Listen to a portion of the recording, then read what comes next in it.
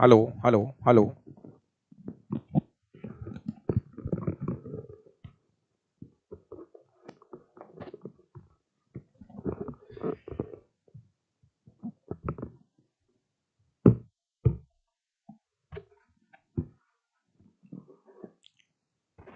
Hello hello hello.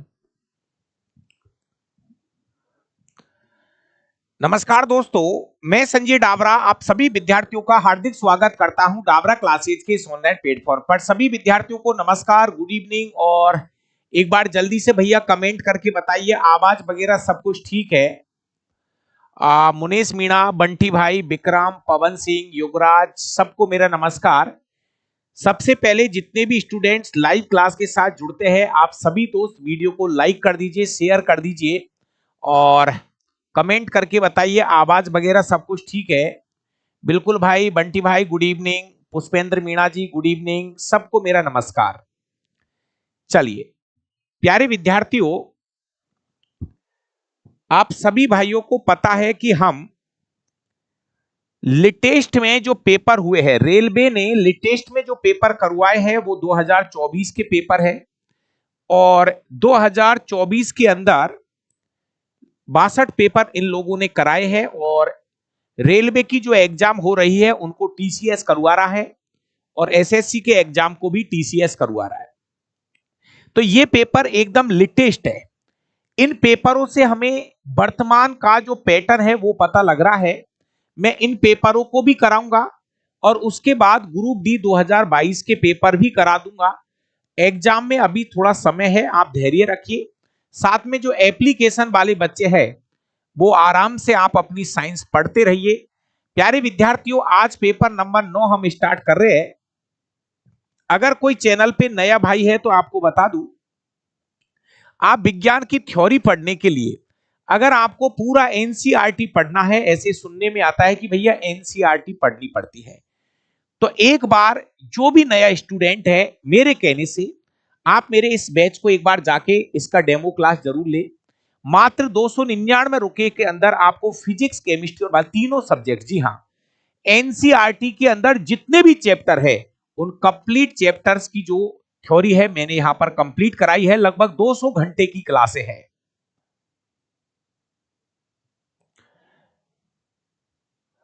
चलिए, इसके अलावा ये मेरा बायोलॉजी का किताब है जो कि हाथ से लिखा हुआ नोट्स है, आप इसको भी घर बैठे एप्लीकेशन से मंगा सकते हो।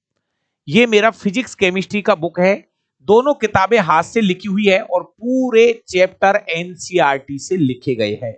दोस्तों, अब शुरू करते हैं हम पेपर। एक छोटी सी बात मैं आपको बताऊं, ये मेरा एप्लीकेशन है, कुछ इस तरीके का दिखता है। तो आप चाहो तो प्यारे विद्यार्थियों, यहां इस वाले कॉलम में जाके सबसे पहले प्ले स्टोर से Dawra classes Jaipur app download करिए। इस ऑप्शन में जाके आप कोर्स खरीद सकते हो। यहां जाके आप अपनी बुक ऑर्डर कर सकते हो। यहां जाके आप टेस्ट सीरीज ज्वाइन कर सकते हो। यहां पर आप प्रीवियस ईयर के पेपर देख सकते हो। और इस तरह का ये हमारा फॉर्मेट है डावरा क्लासेस जयपुर एप्लीकेशन का। बिल्कुल आप यहां से जुड़ सकते हैं दोस्तों। और आज का क्वेश्चन सेशन मैं यहां से स्टार्ट करने जा रहा हूं। जी हां दोस्तों, क्वेश्चन नंबर 1 यहां से मैं स्टार्ट कर रहा हूं। क्वेश्चन नंबर 1, ये 27/11/2024 का थर्ड शिफ्ट का पेपर मैं आपको करा रहा हूं। लोको पायलट वाला पेपर है। चलिए पहला क्वेश्चन, कहीं आपकी मुंडी खराब नहीं कर दे, आराम आराम से। बहुत सी बार क्या होता है जब हम पेपर शुरू करते हैं तो कभी कभी पहला और दूसरा क्वेश्चन ऐसा आ जाता है कि हमारा दिमाग की बत्ती खराब हो जाती है। चलिए, पहला क्वेश्चन है, जब एक मोटे कांच के स्लैब, कांच की जो स्लैब होती है दोस्तों, हमारी कक्षा 10वीं के अंदर इसका एक चित्र भी है। एक मोटी कांच की स्लैब को किसी मुद्रित पदार्थ के ऊपर रखा जाता है। मतलब ऐसे समझ लीजिए, नीचे ऐसे लिखा हुआ है ABCD, ऐसे समझ लीजिए कोई अक्षर है नीचे और उन अक्षरों के ऊपर हमने इस कांच की मोटी स्लैब को रख दिया है। तो मुद्रित पदार्थ रिक्त स्थान दिखाई देते हैं और यह प्रकाश के किस वजह से ऐसा होता है? प्रकाश के रिक्त स्थान रिक्त स्थान रिक्त स्थान रिक्त स्थान के कारण होता है। दोस्तों आराम से समझो इस क्वेश्चन को। ऐसे समझो, एक कांच की मोटी स्लैब लेनी है और उस कांच की मोटी स्लैब को आपको कहां रखना है? आपको रखना है किसी अक्षर के ऊपर। मान लीजिए किसी अखबार के ऊपर रख दिया, अक्षर के ऊपर रख दिया। प्यारे विद्यार्थियों, हम देखेंगे कि हमें वो जो अक्षर है वो उठे हुए दिखाई देते, मोटे नहीं, उठे हुए दिखाई देते, उठे हुए दिखाई देते। ऐसा क्यों हो रहा है? ऐसा हो रहा है प्रकाश के अपवर्तन की वजह से। प्यारे विद्यार्थियों, आपने सुना होगा जब कोई प्रकाश की किरण एक माध्यम से दूसरे माध्यम में प्रवेश करती है तो इसको हम बोलते हैं प्रकाश का अपवर्तन, और इसकी वजह से चीजें या तो मुड़ी हुई दिखाई देती है या उठी हुई दिखाई देती है। जैसे पानी में कोई सिक्का पड़ा हुआ है तो वो उठा हुआ दिखाई देता है, तालाब में कोई मछली है उठी हुई दिखाई देती है। इसका रीजन है प्रकाश का अपवर्तन। प्यारे विद्यार्थियों, इस क्वेश्चन का सही जवाब होगा चीजें उठी हुई दिखाई देगी, अक्षर उठे हुए दिखाई देंगे और घटना का नाम होगा प्रकाश का अपवर्तन। इस घटना का नाम होगा प्रकाश का अपवर्तन। क्वेश्चन नंबर 2, आराम से पढ़िए। 2 मीटर भुजा वाले एक घनाकार लकड़ी का गुटका एक टेबल पर रखा गया है। भाई साहब, ये एक टेबल है और इस टेबल के ऊपर एक गुटका रखा है लकड़ी का। समझने की कोशिश करना। 2 बाई 2 का गुटका है ये, 2 बाई 2 का ये गुटका है, 2 बाई 2 का ये गुटका है जो कि टेबल के ऊपर रखा है। दोस्तों इसका जो द्रव्यमान है, इसका जो द्रव्यमान है वो 10 किलोग्राम है और जी का जो मान है वो भी 10 मीटर प्रति सेकंड स्क्वायर दे रखा है। अब समझने की कोशिश करना क्वेश्चन को। 2 मीटर भुजा वाला एक घनाकार लकड़ी का गुटका एक टेबल पर रखा हुआ है। यदि लकड़ी के गुटके का द्रव्यमान 10 किलोग्राम है तो टेबल पर लकड़ी के गुटके के द्वारा लगाया गया दाब कितना होगा? दोस्तों ये जो गुटका है इससे लकड़ी के ऊपर कितना दाब लगा रहा है, प्रेशर ज्ञात करना है दोस्तों। तो आपको दाब ज्ञात करने का जो फॉर्मूला होता है वो है इकाई क्षेत्रफल पर लगने वाला बल। इकाई क्षेत्रफल पर लगने वाला बल, लेकिन यहां पर जो बल है वो F बराबर mg वाला यूज करना है और ये क्षेत्रफल हो गया दोस्तों। यहां पर जो बल होगा वो होगा F बराबर mg। दोस्तों क्योंकि यहां पे चीज F बराबर होने को तो m में होता है, लेकिन यहां पर आपको त्वरण से कोई रिलेशन नहीं है, यहां पर दिया गुरुत्वीय त्वरण। तो यहां पे द्रव्यमान जो होगा वो होगा 10 किलोग्राम, जी का मान जो होगा वो 10 होगा, क्षेत्रफल जो होगा वो 2 इंटू 2 होगा। 2 इंटू 2 क्षेत्रफल, लंबाई इंटू चौड़ाई। प्यारे विद्यार्थियों 100 में आपको 4 का भाग देना है। यहां पे उत्तर 25 न्यूटन इंटू मीटर इनवर्स होगा। 25 newton into metre square inverse -2 होगा। दोस्तों थोड़ा सा वापस समझे इसको। दोस्तों पहले तो आपका जो दाब का जो फॉर्मूला होता है वो है इकाई क्षेत्रफल पर लगने वाला बल। दोस्तों यहां पर बल का मात्रक जो है वो न्यूटन होता है, क्षेत्रफल का मात्रक मीटर स्क्वायर होता है। ऐसे लिख लीजिए, कोई दिक्कत नहीं है। या फिर हमको ऐसे भी तो लिख सकते हैं, मीटर को ऊपर ले आइए, मीटर को ऊपर भी ला सकते हो आप माइनस में करके, मीटर को ऊपर भी ला सकते हो। दोस्तों ये है आपका क्वेश्चन नंबर 2। ये है हमारा क्वेश्चन नंबर 2। दोस्तों यहां पर बल जो है, बड़े ध्यान से सुनिए, थोड़ी सी कहानी है। यहां पर क्वेश्चन में आपको जी का मान दिया, थोड़ा अंदाजा लगाओ ये जी का मान क्यों दिया है। यहां पर गुरुत्वीय त्वरण जी का मान क्यों दिया है? क्योंकि वो कह रहा है कि लकड़ी इस पर कितना बल लगेगी। तो यहां पर जो बल लग रहा है ना वो F बराबर mg होता है। नीचे की तरफ जो बल लगता है F बराबर mg, ये लकड़ी का टुकड़ा इस टेबल पर कितना बल लगा रहा है? F बराबर mg, F बराबर mg बल लगाएगा, F बराबर mg बल लगेगा। जितने भी भाई लाइव है एक बार प्लीज सभी दोस्त वीडियो को लाइक कर दीजिए। क्वेश्चन नंबर 3 आपकी स्क्रीन पर है, एक और शानदार क्वेश्चन। चलो इसको पहले आप कर लो जल्दी से, फिर देखते हैं आगे। करो भाई, करो करो जल्दी से, आप कर लीजिए इस क्वेश्चन को।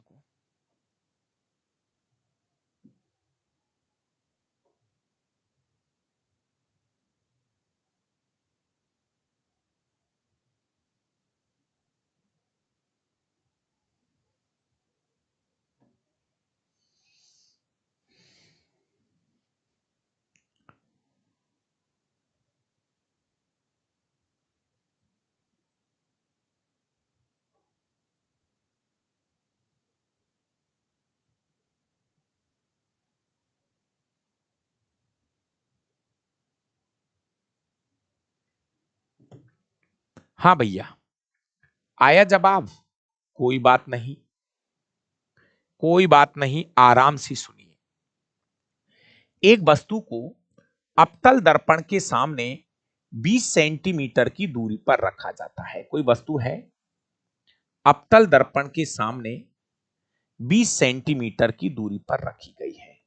ये 20 सेंटीमीटर की दूरी है, मतलब ये u का मान दे रखा है, बिंब दूरी दे रखी है u u u u। हमें क्वेश्चन में बिंब दूरी हमेशा माइनस में लेते हैं, 20 सेंटीमीटर दे रखी है, बिंब दूरी दे रखी है 20 सेंटीमीटर। इसका जो प्रतिबिंब है वस्तु की दिशा में 60 सेंटीमीटर पे बनता है। ऐसे समझ लीजिए इसका प्रतिबिंब यही बनेगा। तो थोड़ा मुझे ऐसा अंदाजा है, आपको भी पता होगा कि प्रतिबिंब अगर इधर ही बनता है तो ये उल्टा बनता है, और ये वाली दूरी आपको 60 सेंटीमीटर दे रखी है, 60 सेंटीमीटर दे रखी है। प्रतिबिंब जो दूरी है वो -60 सेंटीमीटर होगा। ठीक है, माइनस क्यों लगा रहे हैं समझिए मेरे भाई। ये जो पोल होता है ना, पोल, मेरे भाई इसको समझ ले, पोल के इधर वाली दूरी जो होती है ना वो माइनस में लेते हैं। आपने पढ़ा होगा एक चिन्ह परपाटी है, कार्तीय, कार्तीय चिन्ह परपाटी। दोस्तों ये इधर वाली जो दूरी है ना ये माइनस में लेते हैं, और आगे वाली इधर वाली दूरी जो है ना वो प्लस में लेते हैं। तो यहां पर उन्होंने बोला है जिधर वस्तु रखी है प्रतिबिंब उधर ही बनेगा, जिधर वस्तु है प्रतिबिंब इधर ही, इधर इधर दोनों कहानी इधर है। कह रहा है दर्पण की आवर्धन क्षमता ज्ञात करनी है। दोस्तों आवर्धन क्षमता ज्ञात करने का फॉर्मूला होता है दर्पण के लिए -v/u। दर्पण के लिए, दर्पण के लिए माइनस को लगा रहने दो, और इधर v ऊपर आएगा, -60 ऊपर आएगा और -20 नीचे आएगा। दोनों माइनस से माइनस कट जाएंगे, जवाब में आपका सही जवाब होगा -3। आवर्धन क्षमता का कोई मात्रक नहीं होता है, आवर्धन क्षमता जो है एक मात्रकहीन राशि होती है। इसका सही जवाब जो है वो -3 होगा प्यारे विद्यार्थियों, -3। नहीं मेरे भाई, -3। आवर्धन क्षमता ज्ञात करने का फॉर्मूला होता है प्रतिबिंब दूरी बटे बिंब, -v/u, -v/u होगा इसका जवाब। क्या मामला खराब हो गया? थैंक यू भाई सभी को। क्या हो रहा है, कैसे भैंस पानी में जा रही है आज? एक बार लाइक करिए फिर दिमाग काम करेगा, बिना लाइक किए हुए दिमाग काम नहीं करेगा आपका। एक बार वीडियो को लाइक करो, अपने आप को शांति मिलेगी, और शांति मिलेगी क्वेश्चन भी सही होगा। अभी तक आपके क्वेश्चन सही नहीं हो रहे हैं। अभी बहुत से भाइयों की जो भैंस है, एक हमारे बोलोरो है, उसकी भैंस पानी में चली गई। चलिए आराम से चीजों को सीखिए। आवर्धन क्षमता दो तरीके से ज्ञात कर सकते हैं, प्रतिबिंब ऊंचाई बटे बिंब ऊंचाई, प्रतिबिंब ऊंचाई बटे बिंब ऊंचाई, और v/u। ये फॉर्मूला केवल दर्पण के लिए है, लेंस के लिए फॉर्मूला अलग होता है मित्रों। ये फॉर्मूला दर्पण के लिए है मेरे भाई, लेंस के लिए फॉर्मूला अलग होता है। क्लियर है कहानी? क्वेश्चन को समझिए, बहुत अच्छा क्वेश्चन है, अपनी समझदारी से इस क्वेश्चन को करना है। सर नागपुर में बुक ऑनलाइन कर दे मेरे भाई, हमारा एप्लीकेशन है, नीचे नाम भी आ रहा है देखो, डाबरा क्लासेस जयपुर। तो एप्लीकेशन डाउनलोड करके एप्लीकेशन से बुक ऑर्डर कर दीजिए। 7 दिन के अंदर कोशिश करेंगे कि हम कर देंगे आपकी यहां से।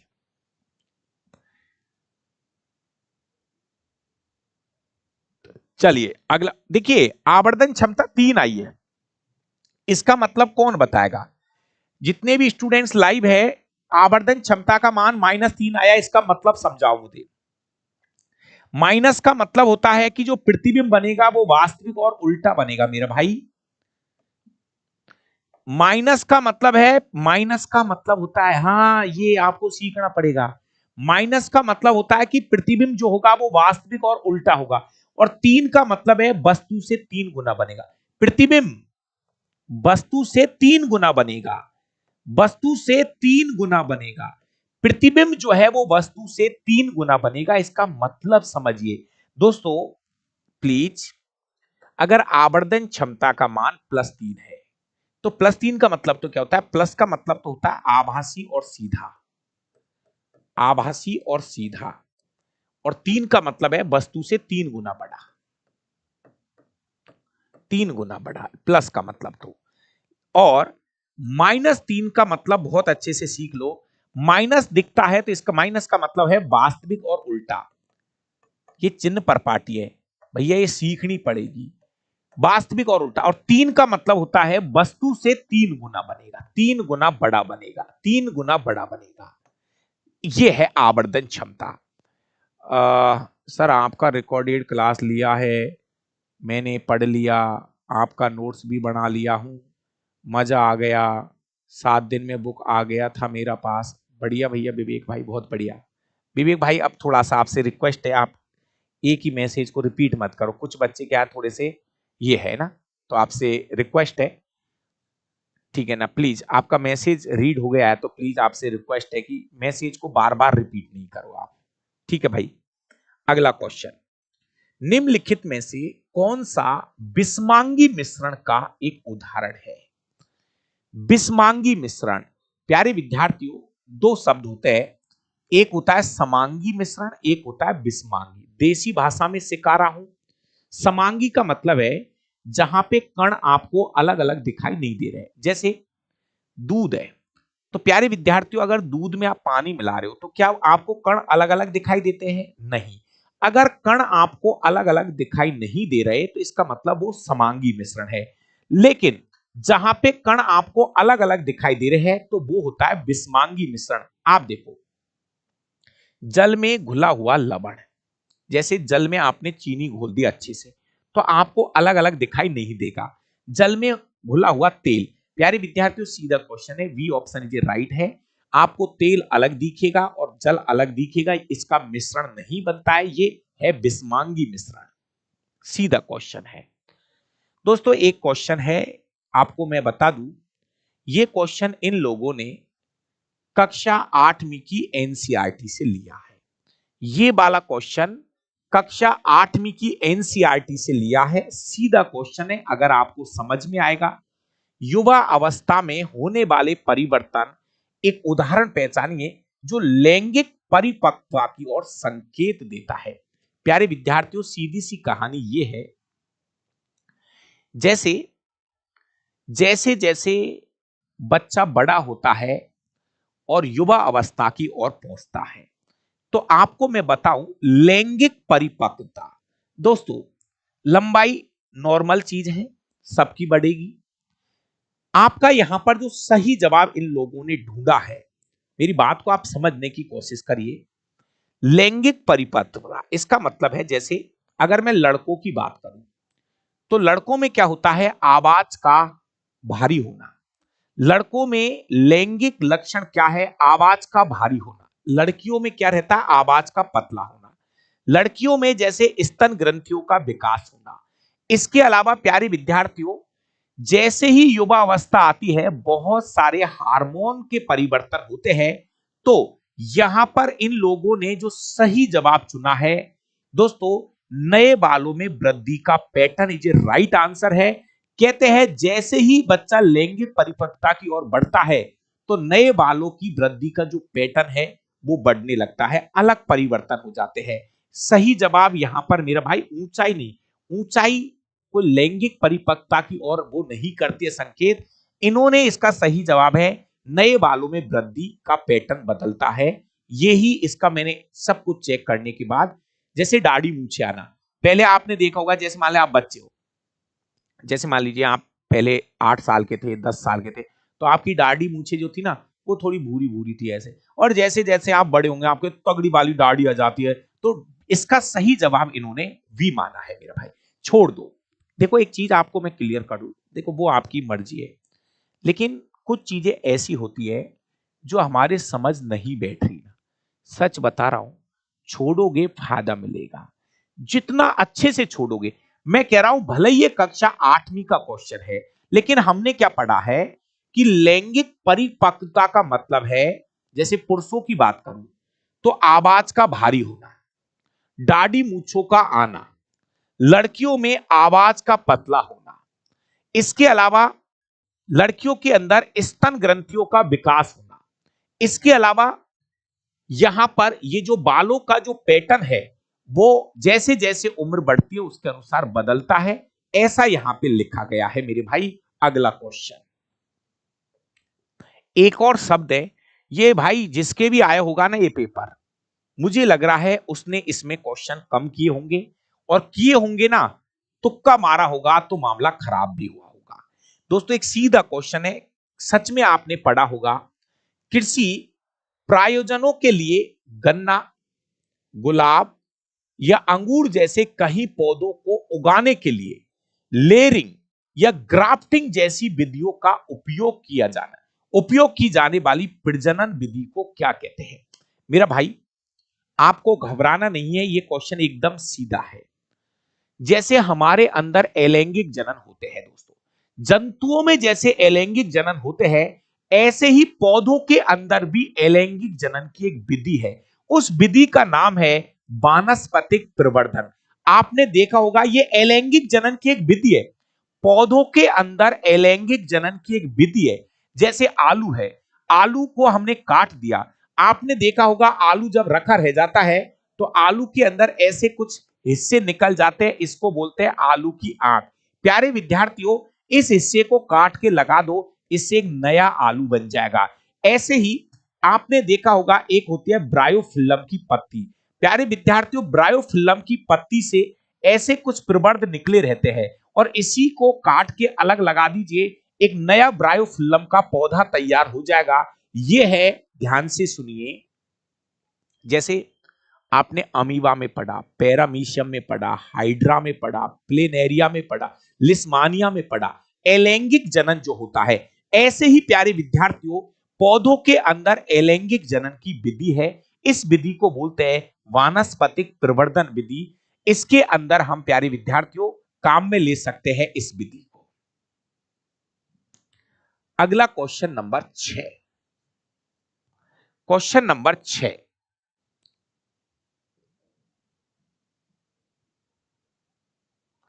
क्वेश्चन नंबर 6 एकदम सीधा है दोस्तों। अन्य कार्बन परमाणु अथवा अन्य तत्वों के परमाणुओं के साथ आबंध बनाते समय कार्बन प्राय कितने इलेक्ट्रॉनों का साझा करता है दोस्तों। एक और सीधा क्वेश्चन है, क्वेश्चन यह है कार्बन परमाणु अन्य तत्वों के परमाणुओं के साथ आबंध बनाते समय कार्बन प्राय कितने इलेक्ट्रॉनों की साझेदारी करता है। कल भी एक क्वेश्चन आया था, कार्बन का परमाणु क्रमांक होता है 6, इसका जो इलेक्ट्रॉनिक विन्यास होता है वो है 1s2 2s2 2p2। प्यारे विद्यार्थियों कार्बन की पहली कक्षा में 2 और दूसरी कक्षा में 4 इलेक्ट्रॉन होते हैं। आपको पता होगा कार्बन के बाहरी कोश में 4 इलेक्ट्रॉन होते हैं और यही होते हैं संयोजी इलेक्ट्रॉन। अब कार्बन क्या करता है, 4 इलेक्ट्रॉन ले भी सकता है और दे भी सकता है। मेनली इसकी संयोजकता होती है -4। कार्बन की जब भी कभी इलेक्ट्रॉनों की साझेदारी करता है तो वो 4 इलेक्ट्रॉनों की क्या करता है, साझेदारी करता है। आपने देखा होगा जैसे मेथेन है, प्यारे विद्यार्थियों मेथेन में एक कार्बन के साथ 4 हाइड्रोजन परमाणु जुड़े होते हैं। मेथेन का सूत्र है ये।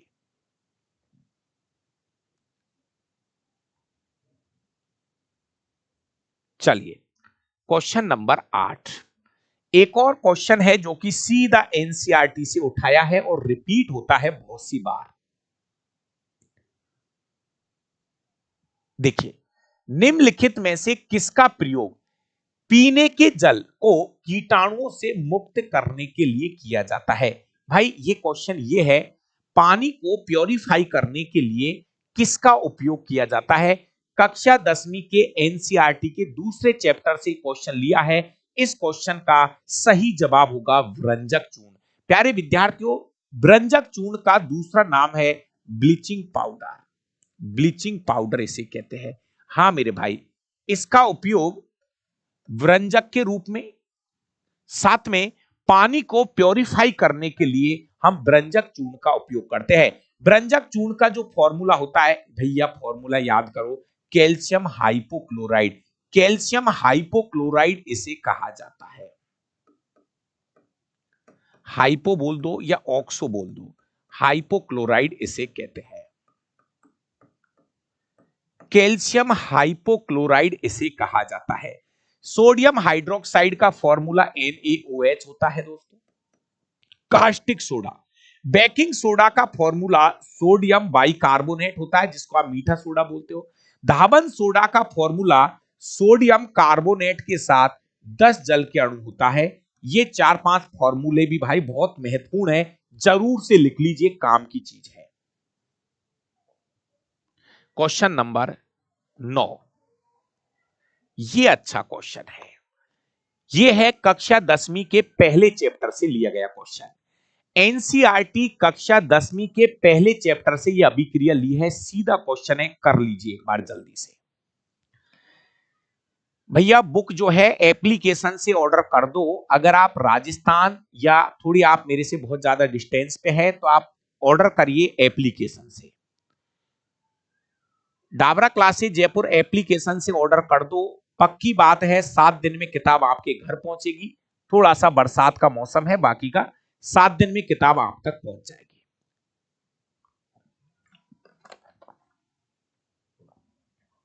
दोस्तों एक छोटी सी सूचना और है, आपने देखा होगा आजकल टेलीग्राम चैनलों पर एक मैसेज आ रहा है, बहुत महत्वपूर्ण सूचना है मेरे भाइयों, सुन लीजिए इसको। आजकल टेलीग्राम चैनलों पर, मेरे नहीं सब पे आ रहा है, तो लोग क्या कर रहे हैं, जो हैकर होते हैं ना हैकर, ये एक मैसेज छोड़ रहे हैं कि भैया पैसे डबल कर देंगे, पैसे 4 गुना कर देंगे। मेरे भाइयों आप समझदार हो, आपसे हाथ जोड़ के रिक्वेस्ट है, ऐसा अगर कोई लिंक आता है जो पैसे को डबल करके देता है, 4 गुना करके देता है, मेरे भाई आप समझदार पढ़े लिखे हैं, ऐसे लिंकों पर आप क्लिक मत किया करो। वो हैकर है, हम नहीं डालते मेरे भाई। दुनिया भर के ऐसी चीजें हैं, आपको पता है क्या क्या कर देते वो लोग। तो कभी कभी मैंने देखा मेरे पे आ रहा है, नहीं मैंने और भी टेलीग्राम चैनलों पर देखा, बड़े बड़े टेलीग्राम चैनलों पर देखा है, एक मैसेज आ रहा है पैसे डबल कर देंगे, 4 गुना कर देंगे। मेरा भाई डबल 4 गुना मत करना। कोई गलती से भी किसी को 1 रुपया मत डाल देना। भाई साहब मैं बार बार आपसे कह रहा हूं, गलती से भी, मेरे पास 2-5 फॉर्मूले आते दिन में कॉल, गुरुजी वो पैसे डबल करने की स्कीम आई है ना, ओ दादा गलती से 1 रुपया मत डाल देना, आपसे मेरी रिक्वेस्ट है। पता चले आप डाबरा सर के पीछे पड़ो, गुरुजी डबल हो गए पैसे, डबल क्या ले जाएगा है जिनको और। ठीक है, मैंने मैसेज भी पिन कर दिया है। कोई भी अगर इस तरह का कोई मैसेज आता है, कोई हमारे नाम से कोई 1 रुपया मांग रहा है, कोई किसी को 1 रुपया नहीं दे मेरा भाई, गलती से भी 1 रुपया नहीं दे। ठीक है ना, चलिए आगे देखो। अब ये क्वेश्चन, कैल्शियम ऑक्साइड, भैया सबसे पहली चीज फॉर्मूला लिखना आना चाहिए। कैल्शियम ऑक्साइड बुझा, बिना बुझा चूना, बिना बुझा चूना, बिना बुझा चूना। दीपावली की टाइम पे हम कुछ पत्थर लेके आते हैं, बुझा हुआ चूना का पत्थर लेके आते हैं, कली के पत्थर इन्हें कहते हैं।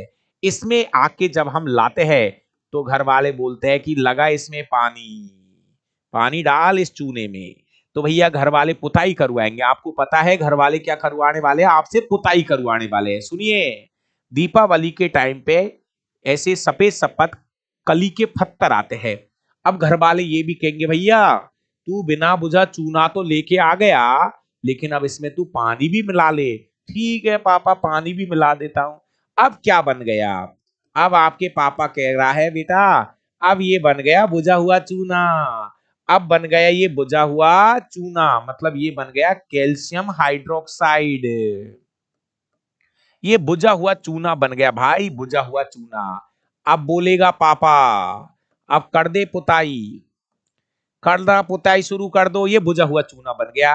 मेरे भाई ये जो अभिक्रिया है इसमें क्या है, दो अभिकारक मिलकर एकल उत्पाद का निर्माण कर रहे हैं। दो अभिकारक मिलकर एकल उत्पाद का निर्माण कर रहे हैं। ये ऐसी अभिक्रिया है, दो चीज मिलके एक चीज बन गई है। इस क्रिया को संयोजन अभिक्रिया कहा जाता है। ये संयोजन अभिक्रिया का उदाहरण है दोस्तों। एक और क्वेश्चन यहीं से बना दूं मेरा भाई, ये जो बुझा हुआ चूना है कौन देगा इसका जवाब। ये जो बुझा हुआ चूना है जब आप पुताई करते हो तो इसकी क्रिया CO2 के साथ में होती है। तो बताइए जो परत बनती है दोस्तों, वो परत किसकी बनती है। ये क्वेश्चन आगे आ रहा है, इसी पेपर में ये क्वेश्चन आगे आ रहा है। ये बुझा हुआ चूना है, आपने पुताई करना स्टार्ट कर दिया तो ये क्रिया CO2 से होती है। इसकी क्रिया वायुमंडल की CO2 से होती है। तो क्या बनेगा, ये बनता है कैल्शियम कार्बोनेट। कैल्शियम कार्बोनेट की परत बन जाती है मेरी, कैल्शियम कार्बोनेट बन जाता है। मतलब नहीं, पीओपी नहीं मेरे भाई, पीओपी नहीं, ये बनता है कैल्शियम कार्बोनेट।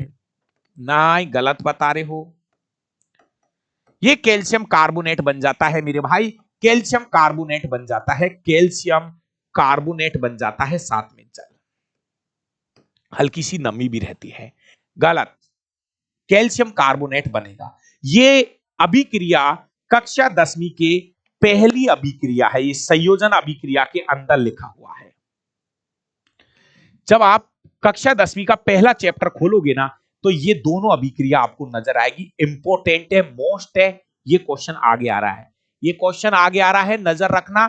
सभी दोस्त एक बार भाई वीडियो को लाइक कर दिया करो यार, लाइक में क्यों शर्म करते हो यार। आप 250 बच्चे लाइव चलते हैं, आपका लाइक मुझे दिख जाता है, मुझे खुशी मिल जाती है। और क्या दोगे आप मुझे। क्वेश्चन नंबर 10, अमित जी आपका साइंस बहुत अच्छा हो जाएगा, आप रेगुलर 1-2 क्लास निकालिए, एप्लीकेशन से रेगुलर 1-2 क्लास रोज निकालो, कम से कम 2 क्लास रोज निकालो, मजा आ जाएगा।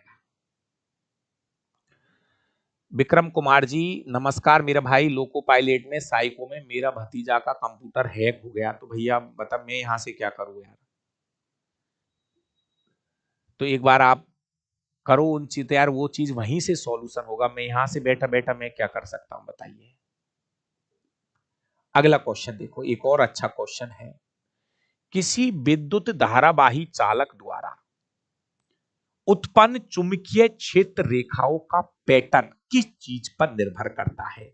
मेरे भाई जैसे आपने देखा होगा ये एक चालक तार है। सुन मेरे भाई, इस क्वेश्चन को सुन ले, बहुत अच्छा क्वेश्चन है मेरा भाई, इस क्वेश्चन को समझ।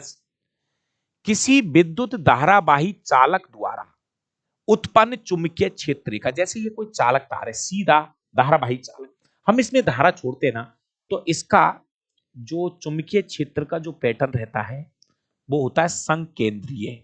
संकेंद्रीय चुंबकीय क्षेत्र का पैटर्न कैसा होता है, इसका संकेंद्रीय होता है। सुनो इस क्वेश्चन को, बहुत अच्छा है दोस्तों। वो ये कह रहा है किसी विद्युत धारावाही चालक द्वारा उत्पन्न चुंबकीय क्षेत्र रेखाओं का जो पैटर्न है वो किस पे निर्भर करता है। क्या ये पैटर्न बदल सकता है, क्या हर बार पैटर्न ऐसा ही रहता है। नहीं मेरे भाई, अगर आप चालक की आकृति बदल दोगे, जैसे ये तो सीधा है, अगर आप चालक की आकृति बदल दोगे तो ये जो पैटर्न है ना ये पैटर्न भी बदल जाएगा। चुंबकीय क्षेत्र का जो पैटर्न है ये पैटर्न भी बदल जाएगा। इस क्वेश्चन का सही जवाब है चालक की आकृति पर। एक लाइन और बोल रहा हूं, यहीं पे लिख लेना मेरे भाई, वापस सुन। किसी विद्युत धारावाही चालक द्वारा उत्पन्न चुंबकीय क्षेत्र रेखाओं का जो पैटर्न है ये चालक की आकृति और बहने वाली धारा पर निर्भर करता है। मेरा भाई अगर धारा की डायरेक्शन बदल दी ना तो भी इनकी चुंबकीय क्षेत्र की डायरेक्शन जो है वो बदल सकती है। दो चीजें, इनको दोनों को ध्यान रखना। चालक की आकृति बदलने से चुंबकीय क्षेत्र रेखाओं का पैटर्न बदल सकता है, धारा की दिशा बदलने से भी चुंबकीय क्षेत्र रेखाओं का पैटर्न बदल सकता है। अच्छे से लिख लेना इस क्वेश्चन को। क्वेश्चन नंबर 11, शायद हो सकता है कि ये क्वेश्चन भी आपके संपर्क में नहीं आया हो, पढ़िए इसको। निम्नलिखित में से कौन सा मूत्राशय के दाब को कंट्रोल करता है दोस्तों?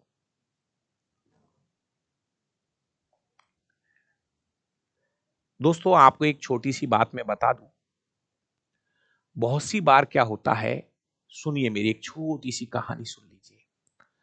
बहुत सी बार लोग क्या होते हैं, जैसे ऊंचाई पे से गिर गए, थोड़ा सा सुन लो भाई, 1 मिनट का टाइम ले रहा हूं। बहुत सारे लोग ऊंचाई से गिर गए और वो आके पड़ गए नीचे कूले के बल। ऐसे में बहुत सी बार हमारी रीढ़ की हड्डी में दिक्कत आ जाती है।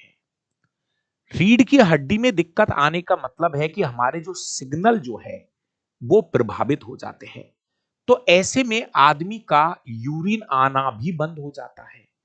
कहने का मतलब यह है मेरे भाई, जो यूरिन का जो कंट्रोलर है वो है हमारा नर्वस सिस्टम। हमारे ब्रेन से इंफॉर्मेशन जाती है हमारे इस वाले मेरुरज्जु पर। ये हमारा जो मेरुदंड है, इसके अंदर, मेरुदंड के अंदर ऐसे समझ लिए मेरुरज्जु है, मेरुरज्जु स्पाइनल कॉर्ड। और प्यारे विद्यार्थियों, यहीं से निकलती है तंत्रिकाएं। तो ये सब पूरा कंट्रोल जो है ना वो कहां से होता है, हमारे नर्वस सिस्टम से होता है। तो मूत्राशय के दाब को नियंत्रित करने का जो काम है, किडनी नहीं करती इस काम को मेरे भाई। इसका कंट्रोलर जो है ना वो कहां है, हमारा नर्वस सिस्टम है। तंत्रिका तंत्र इसको कंट्रोल करने का काम करता है। निम्नलिखित में से कौन सी त्वरण की इकाई है? एक्सीलेशन। प्यारे विद्यार्थियों, सीधा सा एक फॉर्मूला है। त्वरण जो होता है ना वो होता है अंतिम वेग माइनस प्रारंभिक वेग बटे समय। ये त्वरण का फॉर्मूला होता है और इसका जो मात्रक होता है वो है मीटर प्रति सेकंड स्क्वायर। प्यारे विद्यार्थियों, मीटर प्रति सेकंड स्क्वायर लिख दो या मीटर सेकंड को ऊपर लिख लीजिए, ऊपर लिया, ये ऐसे भी लिख सकते हैं। त्वरण जो है ना दोस्तों एक सदिश राशि होती है। त्वरण जो है एक सदिश राशि होती है दोस्तों। कैसी राशि होती है? सदिश राशि होती है। तो इस क्वेश्चन का सही जवाब है मीटर प्रति सेकंड स्क्वायर। क्वेश्चन नंबर 13 दोस्तों, द्रव्यमान एम का एक पिंड है। एम द्रव्यमान का एक पिंड है जमीन से। ये एम द्रव्यमान का कोई पिंड है, इसको हम जमीन से एच हाइट एच ऊंचाई पर जाके इसको रख रहे हैं। पिंड की गुरुत्वीय स्थितिज ऊर्जा क्या होगी? गुरुत्वीय त्वरण का जो मान है वो जी दे रखा है। प्यारे विद्यार्थियों, आपको मैं मेरी भाषा में सिखा दूं, जब किसी वस्तु को पृथ्वी सतह से उठाकर कुछ ऊंचाई पे रखते हैं तो यहां पर गतिज ऊर्जा नहीं है, यहां आपने उसकी स्थिति बदली है। समझिए, जैसे आपके पास कोई बैग है, आपने बैग को उठा के ऊपर रख दिया, आपने उसकी स्थिति में परिवर्तन किया। तो स्थितिज ऊर्जा मतलब पोटेंशियल एनर्जी। स्थितिज ऊर्जा ज्ञात करने का जो फॉर्मूला होता है वो है mgh। स्थितिज ऊर्जा ज्ञात करने का जो फॉर्मूला होता है वो mgh है। व्यक्ति द्वारा किया गया कार्य स्थितिज ऊर्जा है। ये आप वस्तु की स्थिति में परिवर्तन कर रहे हो मेरे भाई। आपने किसी वस्तु को उठाकर किसी ऊंचाई पे रखा, आपने उसकी स्थिति में परिवर्तन किया है। इसको हम mgh वाले फॉर्मूले से ज्ञात कर सकते हैं। अगला क्वेश्चन है, ये क्वेश्चन पहले भी आ चुका है इन्हीं पेपरों के अंदर। दोस्तों, ठोस पदार्थों के तापमान में वृद्धि करने पर, अगर आपसे कहा था मैंने, आपके पास कोई लोहे की छड़ है, आप उस लोहे की छड़ को गर्म करिए। प्यारे विद्यार्थियों, आपके पास कोई लोहे की छड़ है और आपको पता है चाहे लोहा हो चाहे कुछ भी हो, ये चीजें छोटे छोटे कणों से मिलकर बनी होती है। ये कोई भी पदार्थ है, कोई भी पदार्थ है छोटे छोटे कणों से मिलकर बना है। अगर मैं कह रहा हूं आपने इसमें लगा दी, नीचे इसके आग जला रखी है, आग जला रखी है, तो जैसे ही ये लोहा गर्म होगा, प्यारे विद्यार्थियों, ये जो कण है, ये कण जो है ये ऊष्मा लेकर, ये कण जो है ये ऊष्मा लेकर ये कण गति करने लगते हैं। कणों की गतिज ऊर्जा बढ़ेगी, कणों की काइनेटिक एनर्जी जो है वो बढ़ेगी। कण जो है वो गति करने लगेंगे, कण जो है गति करने लगेगी। यह है क्वेश्चन नंबर 14। Question number 15। एक और अजीब और गरीब सा एक क्वेश्चन आपको देखने को मिलेगा। परमाणु के संबंध में निम्नलिखित कथनों में से कौन सा कथन सही है? परमाणु के संबंध में निम्नलिखित कथनों में से कौन सा कथन सही है? परमाणु परमाणु कुल मिलाकर विद्युत उदासीन होते हैं। परमाणु आंशिक रूप से विद्युत उदासीन होते हैं। परमाणु में कोई धनात्मक आवेश नहीं होता है धनात्मक आवेश। परमाणु विद्युत उदासीन नहीं होते हैं। भाई ये भी गलत है, आपको समझ में आ रहा होगा। परमाणु, प्यारे विद्यार्थियों, ये बात तो जॉन डॉल्टन साहब ने ही बता दी थी। आपने एक मॉडल पढ़ा है, आपने एक मॉडल पढ़ा है, प्लम पुडिंग मॉडल। आपने एक मॉडल पढ़ा होगा, प्लम पुडिंग मॉडल। इसको हम तरबूज मॉडल भी कहते हैं दोस्तों। ये मॉडल जो है ना, ये 1904 में जे थॉमसन ने दिया था। प्यारे विद्यार्थियों, आपको पता होगा जे थॉमसन ये कह रहा था कि परमाणु एक धन आवेशित गोला है, लेकिन उसने एक बात बताई थी कि परमाणु जो है ना विद्युतीय रूप से, ये एक लाइन बोली थी जे थॉमसन ने कि परमाणु जो है ना वो विद्युतीय रूप से क्या होता है, उदासीन होता है। इसका मतलब परमाणु में जितना पॉजिटिव चार्ज होता है उतना ही नेगेटिव चार्ज होता है। परमाणु में जितना पॉजिटिव चार्ज होता है उतना ही नेगेटिव चार्ज होता है। ये बात जे थॉमसन ने ही बता दी थी कि परमाणु जो है विद्युतीय रूप से उदासीन होता है। मेरे भाई ये बात जे थॉमसन ने ही बता दी थी। क्वेश्चन नंबर 16 एक और बहुत बेहतरीन क्वेश्चन है। जो इस क्वेश्चन को समझ जाएगा, इसका जवाब दे देगा, मतलब उस पे विज्ञान आती है, बहुत अच्छे से आती है। नरेंद्र भाई बहुत बढ़िया, महेंद्र कुमार जी, पीयूष सोनी जी, भूपेंद्र भाई, सबको मेरा नमस्कार। मेरे भाइयों लगे रहो। मुझे नहीं पता, लेकिन मेरे जितने भी सीनियर टीचर है, मुझे ऐसा सुनने को मिला है कि जो ग्रुप डी का एग्जाम है ये अक्टूबर में शुरू हो सकता है। मेरा अनुमान नवंबर दिसंबर का था। मैं आपको पहले से ही कह रहा था कि एग्जाम नवंबर दिसंबर में हो सकती है, लेकिन आज मुझे कहीं से ऐसी उड़ती उड़ती एक सूचना मिली है कि ग्रुप डी की जो सुनवाई है वो जुलाई के लास्ट सप्ताह में है। और जैसे ही सुनवाई होगी, मेरा भाई ऐसा सुनने में आ रहा है ज्यादा टाइम नहीं मिलेगा, क्योंकि आपने देखा होगा रेलवे तुरंत एग्जाम डेट देती है और एग्जाम करा रही है, तुरंत एग्जाम डेट आ रही है, एग्जाम हो रही है। इसलिए आपसे मैं पर्सनली रिक्वेस्ट कर रहा हूं, जितने भी भाई डावरा सर से पढ़ रहे हैं, अपना टाइम और बढ़ा दो। चाहे भले एग्जाम अक्टूबर में हो, चाहे नवंबर में हो, चाहे दिसंबर में हो, आप अपनी ताकत लगा दीजिए। मौके बार बार नहीं मिलते हैं मेरा भाई। अगला क्वेश्चन है, कोशिका में निम्नलिखित अभिक्रिया कहां होती है? 6 कार्बन वाले 6 कार्बन वाले ग्लूकोज का 3 कार्बन वाले 3 कार्बन वाले अणु में विखंडन कहां होता है? क्या जवाब आ रहा है? सुनिए, बहुत खुशी की बात है जिसको भी ये क्वेश्चन समझ में आ गया। प्यारे विद्यार्थियों, आपको मैं बता दूं, ये एक कोशिका है। कोशिका में ग्लूकोज, ये एक श्वसन की क्रिया है। ग्लूकोज प्यारे विद्यार्थियों, इसका फॉर्मूला है C6H12O6।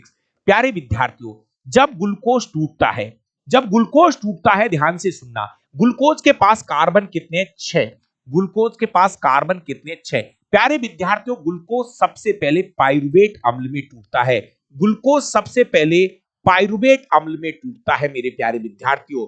और पाइरुवेट अम्ल का फॉर्मूला है C3H4O3। एक बार चेक और कर लेना, पाइरुवेट अम्ल का फॉर्मूला यह है। मतलब ग्लूकोज का जो 6 कार्बन थे, 6 कार्बन थे, वो 3 कार्बन में बदल जाता है। ग्लूकोज सबसे पहले पाइरुवेट अम्ल में टूटता है। यह क्रिया जो है ये ऑक्सीजन की अनुपस्थिति में होती है। यह क्रिया ऑक्सीजन की अनुपस्थिति में होती है। और मेरे प्यारे विद्यार्थियों, यह क्रिया जो है ये कोशिका द्रव्य में होती है। यह क्रिया कोशिका द्रव्य में होती है और इस क्रिया को ग्लाइकोलाइसिस चक्र कहा जाता है। इसको हम ग्लाइकोलाइसिस चक्र कहते हैं प्यारे विद्यार्थियों, इसको कहा जाता है ग्लाइकोलाइसिस चक्र कहते हैं। बहुत अच्छा क्वेश्चन है दोस्तों। यहां क्या बोला जा रहा है कि 6 कार्बन परमाणु वाला, 6 कार्बन परमाणु मतलब ग्लूकोज जो है वो 3 कार्बन परमाणु वाले पाइरुवेट अम्ल में टूट रहा है। तो ये क्रिया कहां हो रही है?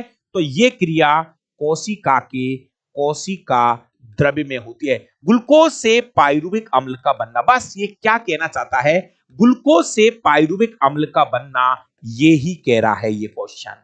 इस क्वेश्चन का सही जवाब होगा कोशिका द्रव्य में।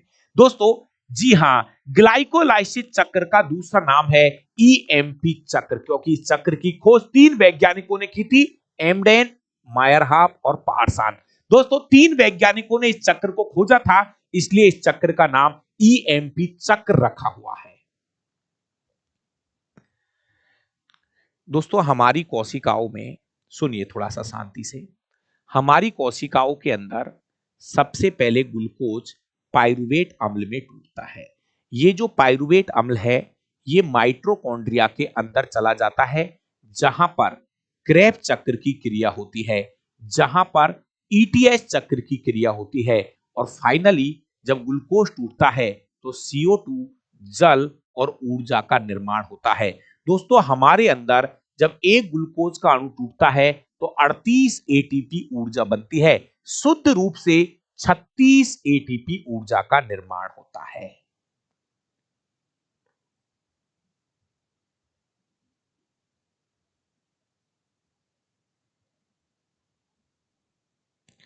विक्रम कुमार जी, आप क्या पूछना चाह रहे हो? थोड़ा सा आप एक बार सही बोलिए। एक बार मेरा मन है जितने भी भाई अभी लाइव है सभी दोस्त वीडियो को लाइक करके इसको 200 प्लस एक बार पहुंचाने की कोशिश करिए। एक बार 200 प्लस लगा दीजिए। क्वेश्चन नंबर 17 बहुत बढ़िया क्वेश्चन है दोस्तों। ये वो ही क्वेश्चन है जो अभी मैं आपको समझा रहा था। कैल्शियम कार्बोनेट और जल बनाने के लिए, ओ भाई मजा आ गया गुरुजी। आपने कहा है कि कैल्शियम कार्बोनेट और जल बनाने के लिए, मजा आ गया, बहुत अच्छे से सीखने की कोशिश करो। नहीं समझ में नहीं आएगा, सच बता रहा हूं, अगर ये क्वेश्चन पेपर में दिख गए ना कहीं तो बत्ती जल जाएगी आपके दिमाग की। क्वेश्चन को समझिए, कैल्शियम कार्बोनेट और जल बनाने के लिए, ये बनाना है मुझे, बनाने के लिए calcium hydroxide, calcium hydroxide, calcium hydroxide की क्रिया किससे कराई जाएगी? कैल्शियम हाइड्रोक्साइड, कैल्शियम हाइड्रोक्साइड माध्यम से कौन सी गैस प्रभावित होगी? तो अभी तो मैंने थोड़ी देर पहले ये अभिक्रिया लिखी है, इसमें हम CO2 गैस प्रभावित करेंगे। भाई साहब मजा आ गया गुरुजी, ये क्रिया जस्ट आपने अभी बताई है। प्यारे विद्यार्थियों इस क्रिया को मैं वापस से समझा रहा हूं, ध्यान से सुनिए। अगर आपके पास एनसीईआरटी कक्षा 10वीं की किताब हो तो यह क्रिया यहां से शुरू होती है। यह है हमारा बिना बुझा चूना। बिना बुझे चूने की क्रिया जल के साथ कराई जाती है। तो सबसे पहले बनता है बुझा हुआ चूना। बुझा हुआ चूना बनता है प्यारे विद्यार्थियों, यह बुझा हुआ चूना बनता है। अब इस बुझे हुए चूने में यह बुझा हुआ चूना बन गया। इससे जैसे ही हम पुताई करते हैं तो इस बुझे हुए चूने में CO2 गैस प्रभावित की जाती है। यह बुझा हुआ चूना जब CO2 के साथ में रिएक्शन करता है तो यह कैल्शियम कार्बोनेट बन जाता है। यही तो संगमरमर का फॉर्मूला है। संगमरमर, संगमरमर का फॉर्मूला यही है। जी हां, चौक का फॉर्मूला भी यही है। इसी को हम बोलते हैं कैल्शियम कार्बोनेट। कैल्शियम कार्बोनेट इसे कहा जाता है, कैल्शियम कार्बोनेट इसे कहते हैं। क्लियर है? तो भाई ये रिएक्शन कुछ इस तरीके से है। तो आपसे जितने भी भाई लाइव क्लास के साथ जुड़ रहे हैं ना, हर दिन कह रहा हूं, कक्षा 9वीं और 10वीं की एनसीईआरटी की किताबें खोल के बैठ जाओ और उसके क्रियाकलाप मत छोड़ देना मेरे दोस्त। फिर कह रहा हूं, अभी आपके पास टाइम हो तो बार बार कह रहा हूं, एनसीईआरटी 9वीं 10वीं के अंदर जो क्रियाकलाप है उनको समझने की कोशिश करिए। वो रीढ़ की हड्डी है इसके रसायन विज्ञान की। क्वेश्चन नंबर 18, दोस्तों क्वेश्चन नंबर 18 सीधा क्वेश्चन है। कौन सी ग्रंथि एड्रेनाइलिन स्त्रावित करती है? एड्रेनाइलिन बोल दो या इसको हम एड्रीनिलीन बोल सकते हैं। प्यारे विद्यार्थियों, आपको ये तो एकदम सीधा क्वेश्चन है। एड्रीनल ग्रंथि से एड्रीनलिन हार्मोन निकलता है। दोस्तों आपको पता होगा ये हमारी किडनी है। क्लियर? ये किडनी है। मेरे प्यारे विद्यार्थियों, हमारी किडनियों के ऊपर ऐसे एक टोपी नुमा स्ट्रक्चर पाई जाती है। हमारी किडनियों के ऊपर ऐसे टोपी नुमा स्ट्रक्चर पाई जाती है और इन टोपी नुमा स्ट्रक्चर को ही एड्रीनल ग्रंथि कहते हैं। दोस्तों यही है एड्रीनल ग्रंथि। ये किडनी के ऊपर पाई जाती है, इसलिए हिंदी में इसे अधिवृक्क ग्रंथि कहते हैं। अधि का मतलब ऊपर, वृक्क का मतलब किडनी। किडनी के ऊपर पाई जाती है, इसलिए हम इसको अधिवृक्क ग्रंथि का नाम देते हैं। प्यारे विद्यार्थियों, ये जो एड्रीनल ग्रंथि है ये एक जोड़ी होती है। कितनी होती है मेरे भाई? एक जोड़ी होती है। ये पिरामिड के जैसी है, त्रिभुज के जैसी आकृति होती है। इस एड्रीनल ग्रंथि से मेन हार्मोन एड्रीनलिन हार्मोन निकलता है मित्र। और आप याद करो, इस एड्रीनलिन हार्मोन को ही करो या मरो का हार्मोन कहते हैं। करो या मरो का हार्मोन कहते हैं। उठो बे लड़ो का हार्मोन कहते हैं। उठो बे लड़ो का हार्मोन कहते हैं। इसको हम संकटकालीन हार्मोन कहते हैं। प्यारे विद्यार्थियों, इसको हम संकट मोचक हार्मोन कहते हैं। दोस्तों इसको हम याद करो, इसको हम 3F व 4S के नाम से भी पुकारते हैं। दोस्तों ये जो एड्रीनलिन हार्मोन है, मेनली ये तनाव व गुस्सा के समय स्त्रावित होता है। जब व्यक्ति को तनाव व गुस्सा आता है तब यह हार्मोन निकलना स्टार्ट ज्यादा हो जाता है। दोस्तों भैया ऐसी सूचना है, जितने भी ग्रुप डी रेलवे की तैयारी कर रहे हैं या लोको पायलट टेक्नीशियन, प्यारे विद्यार्थियों, बाकी आपकी मर्जी है कि आप कब तैयारी करोगे, लेकिन जैसा हमने सुना है और जैसी हमको सूचना मिली है, आप अक्टूबर नवंबर को टारगेट करते हुए अपनी तैयारी कर लो। दोस्तों अभी आपके पास समय है, थोड़ा समय है। अगर एग्जाम अक्टूबर नवंबर में शुरू हो गई तो मेरा भाई कोई नहीं बचाएगा आपको। भैया 9 3S 3F और 4S ऐसा सुनने में आया है। बाकी आपकी मर्जी है, पहले ग्रुप डी होगा, फिर लोको पायलट होगा, फिर टेक्नीशियन होगा। सही वक्त है, पूरी ताकत लगा दो अपनी तरफ से, समय बढ़ा लो यार। मैं कह रहा हूं 2 से 3 घंटे साइंस को दे दो, 2 से 3 घंटे मैथ को दे दो, देना पड़ेगा। 2 घंटे रीजनिंग को दे दो और 2 घंटे आप करंट अफेयर्स और जीके, स्टैटिक्स जीके को दे दो। मतलब पहला जो वो है सेशन, वो 8 घंटे का है। 8 घंटे आपको कम से कम चाहिए। आप मेरे कहने से मेरा भाई 8 से 10 घंटे की पढ़ाई निकाल लो। आपका समय है, सही वक्त है, बाकी आपकी मर्जी है। अगर आप 8 घंटे पढ़ रहे हो ना, तो आप अपनी सब्जेक्टों में 1-1 घंटे और ऐड कर दो। मैं तो आपको यही सलाह दे रहा हूं, क्योंकि एग्जाम का कोई पता नहीं है। ये रेलवे है मेरा भाई। अगर पता चले कि शायद 26 तारीख को इसकी सुनवाई होनी है, शायद हो सके उसी दिन ये डेट जारी कर दे। बाकी आपकी मर्जी है। एक और सीधा क्वेश्चन है, एक कूलाम आवेश में कितने इलेक्ट्रॉन होते हैं? 99% बच्चे इसको रट के बैठे हैं, अच्छी बात है, लेकिन इसका सही कैलकुलेशन क्या है भाई? आवेश का मान है 1 कूलाम। सुनो, थोड़ा सा समय दे दो, बस लास्ट 2 मिनट।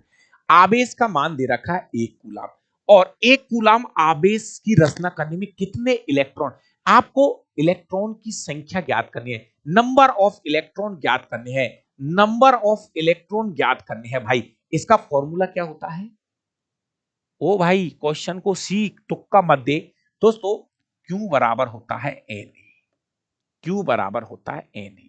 यह है आवेश की मात्रा, यह है नंबर ऑफ इलेक्ट्रॉन, और यह है इलेक्ट्रॉन पर आवेश। आपको यहाँ पे n निकालना है, नंबर ऑफ इलेक्ट्रॉन निकालना है।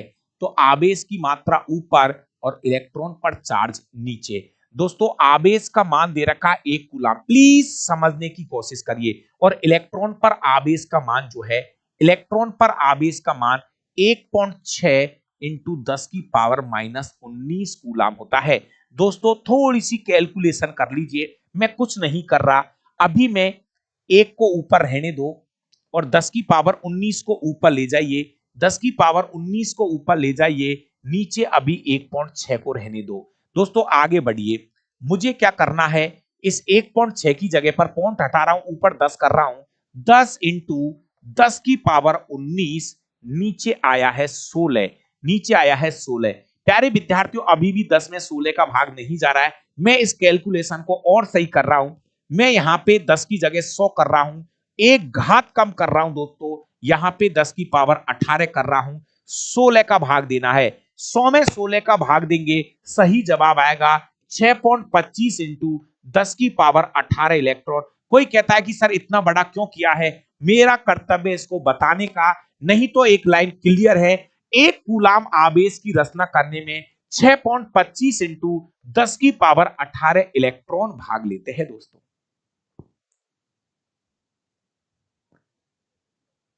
मेरे भाई अपन बोलते ना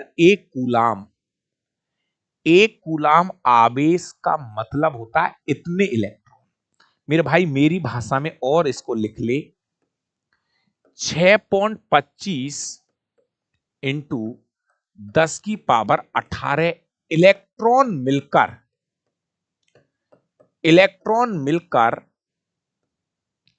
1 कूलम आवेश का निर्माण करते हैं। 1 कूलम आवेश का निर्माण करते हैं, 1 कूलम आवेश का निर्माण करते हैं, 1 कूलम आवेश का निर्माण करते हैं, इतने इलेक्ट्रॉन मिलकर 1 कूलम आवेश का निर्माण करते हैं दोस्तों। ये जो क्लास चल रही है, इस क्लास का जो पीडीएफ है, जितने भी पेपर में करा रहा हूं, इसका पीडीएफ आपको डाबरा क्लासेस टेलीग्राम चैनल पे मिल जाएगा। ये पेपर नंबर 9 करा रहा हूं 2024 में प्यारे विद्यार्थियों रेलवे ने 62 पेपर कराए हैं और इन 62 पेपर में आज मैं 9वें नंबर का पेपर का सॉल्यूशन करा रहा हूं मेरे भाई।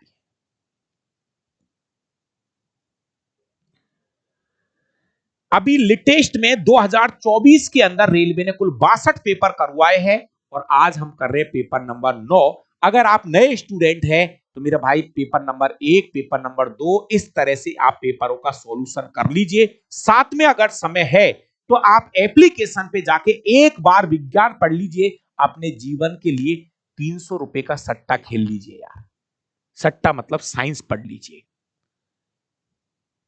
बाकी आपकी मर्जी है। तो इस क्वेश्चन का क्वेश्चन नंबर जो 19 है, इसका सही जवाब है ऑप्शन नंबर सी। एक क्वेश्चन और है प्यारे विद्यार्थियों, एक ऐसा क्वेश्चन जो यदि आपको समझ में आता है तो पढ़ लीजिए और नहीं तो छोड़ दीजिए। क्वेश्चन ये कहता है, दिए गए कथनों की पुष्टि करो, पादपों को कम ऊर्जा की आवश्यकता होती है मनुष्यों के हिसाब से। प्यारे विद्यार्थियों हमारी बजाय, थोड़ा समझिए, हमारी बजाय पादपों को कम ऊर्जा की आवश्यकता होती है। क्यों भाई? ऐसा अपने तरफ से सोचिए। दोस्तों हम चलते फिरते हैं तो हमारे चलने फिरने में हमारी मांसपेशियां काम करती है, हमारे बहुत सारे सिस्टम काम करते हैं, तो हम चलते फिरते हैं तो इसके लिए शरीर को ज्यादा ऊर्जा चाहिए। हमारे शरीर के अंदर लगातार बहुत सारी उपापचयी क्रिया हो रही है तो इसलिए हमारे शरीर को ज्यादा ऊर्जा चाहिए। इसके साथ साथ हमारे शरीर में ज्यादातर जो कोशिकाएं है वो जीवित है, हमारे शरीर की ज्यादातर जो कोशिकाएं है वो जीवित है, इसलिए हर कोशिका को जिंदा रखने के लिए एक एनर्जी की आवश्यकता होती है। अब हमारे पर हिसाब से पादपों को थोड़ी कम एनर्जी चाहिए। क्या क्वेश्चन, क्या ऑप्शन चुन रहे हो? देखिए, चूंकि पौधे अपेक्षाकृत तेज परिवहन नहीं, पादप शरीर में कहीं ऊतकों में मृत कोशिका का एक अनुपात होता है, विभिन्न शारीरिक अभिकल्पों के बीच ऊर्जा की जरूरतें भिन्न होती है। पादप गति नहीं करते और अनेक ऊतकों में मृत कोशिका का बड़ा, भैया ऑप्शन नंबर सी को पकड़िए भाई। पादप विभिन्न शारीरिक अभिकल्पों के बीच ऊर्जा की जरूरतें अलग अलग होती है। ऐसे कहते हैं कि जो पादप का जो अलग अलग भाग है उसको अलग अलग तरह की ऊर्जा चाहिए, किसी को कम किसी को ज्यादा। पादप गति नहीं करते, अच्छी बात है, पादप गति नहीं करते तो एनर्जी कम चाहिए। और उनमें उनके अनेक ऊतक कैसे होते हैं, मृत कोशिकाएं होती है भाई साहब। पादपों के जो ऊतक है ना, उनकी बहुत सारी कोशिकाएं डेड होती है, तो जो मृत कोशिकाएं होती है उनको ऊर्जा की जरूरत नहीं पड़ती है। इसलिए इसका 100% सही जवाब होगा ऑप्शन नंबर सी। प्यारे विद्यार्थियों, जो भाई लेट जुड़े हैं मैं आपको बता दूं मेरे भाई, ये था आज का पेपर नंबर 9। पेपर नंबर 9 का सॉल्यूशन हो चुका है। जितनी भी क्लासें हैं इनका पीडीएफ मैं आपको डाबरा क्लासेस टेलीग्राम चैनल पे डाल रहा हूं। कल मिलूंगा 8 बजे पेपर नंबर 10 के साथ, और ये मेरा है बैच। अगर आपके पास समय है तो एक बार आप एप्लीकेशन पे जाके साइंस पढ़ लीजिए। रोज रोज कम से कम 2 से 3 घंटे, 2 से 3 घंटे, 200 घंटे की साइंस है इसमें। 200 घंटे की साइंस इसके अंदर आपको मिल रही है। 200 घंटे की साइंस है मेरे भाई, 200 घंटे की विज्ञान है। आपको कम से कम रोज 2 से 3 क्लास देखना पड़ेगा, तब जाके ये विज्ञान काबू में आएगी मेरे भाई। अगर इस विज्ञान को काबू में करना चाहते हो तो आप इन 200 घंटे की क्लासों को पढ़ डालो। इसमें आपका फिजिक्स, केमिस्ट्री और बायोलॉजी क्लियर होगा। 299 फीस है। आप चले जाइए डाबरा क्लासेस जयपुर ऐप पर।